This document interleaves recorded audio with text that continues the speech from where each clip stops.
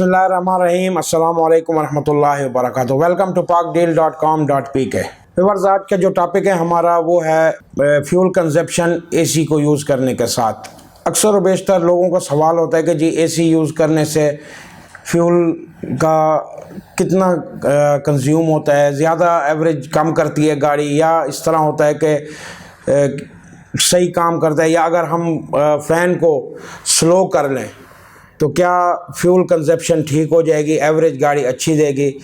सबसे पहले दोस्तों बात यह है कि एसी का जो सिस्टम होता है ना गाड़ी का, उसका कंप्रेसर होता है, रन करता है इंजन के साथ। जब आप एसी का बटन पुश करते हैं तो वो कंप्रेसर ऑन हो जाता है, वो एसी की इंजन की मूविंग के साथ वो मूव करता है। वो कंप्रेसर जब वो मूव करता है वो कंटिन्यूसली अपनी जगह पे मूव कर रहा होता है। अगर आ जाते हैं दूसरे फ़ैन के ऊपर, दोस्तों फ़ैन का कोई ताल्लुक नहीं है इंजन के साथ, जस्ट उसने असल कूलिंग देता है कंप्रेसर। जब वो कन्वर्ट करते हैं अंदर फ़ैन को, फ़ैन आपने वहाँ से स्पीड स्लो या फास्ट करनी होती है, और अगर स्पीड वहाँ से आप रिड्यूस करेंगे 1 पे ले आएँ या 2 पे, और आपका कंसेप्ट ये होगा जी इससे हमारी फ्यूल एवरेज अच्छी हो जाएगी। हरगिज़ ऐसा नहीं है।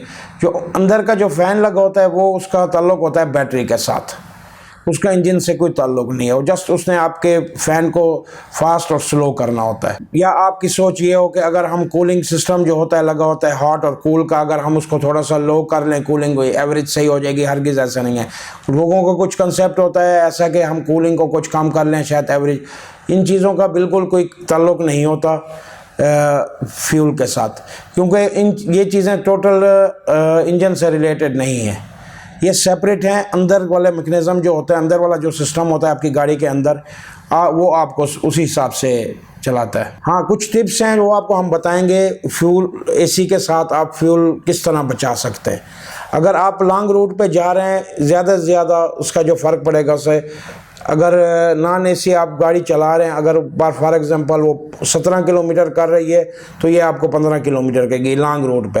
हाँ, सिटी में होता है बम्पर टू बम्पर आप गाड़ी चला रहे हैं, वहाँ ब्रेक्स ज़्यादा लग रही हैं, कंप्रेसर ट्रिप करता है। एसी ट्रिप करने की वजह से वो बार बार चलना बंद होना, ब्रेक लगना, उसकी वजह से फ्यूल पे काफ़ी फ़र्क पड़ता है उससे। या स्पीड ब्रेकर में है, आप एसी चल रहा है, स्पीड ब्रेकर पर आप लो गियर में लेके आए गाड़ी को, फिर उसी लो गियर से ही आपने गाड़ी को हाफ क्लच पे ऊपर आपने गाड़ी को रन करने की कोशिश की है, तो उस हिसाब से भी एसी के कंप्रेसर पे असर पड़ता है। इसके मेन चीज़ ये है कि दोस्तों जब आप सिटी में चला रहे हैं, अगर आप कहीं बहुत ज़्यादा, अमूमन सिटी में रश होता है, सिटी में आप एसी आपका चल रहा है, अगर रेगुलर आपकी गाड़ी चल रही है तो फिर तो उसमें कोई मसला नहीं है। अगर आपकी गाड़ी किसी रश में या किसी ऐसी जगह पे फंस गई है तो उसमें ये होता है कि आप एसी के बटन को ऑफ़ कर दें, फ़ैन को चलने दें।